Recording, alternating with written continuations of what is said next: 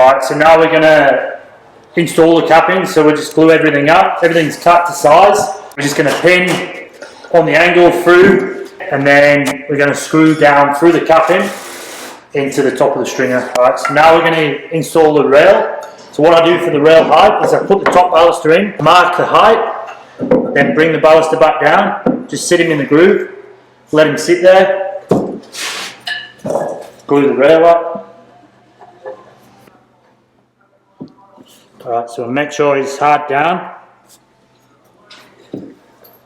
And then the line that I draw underneath, the underside of the groove should be on that line.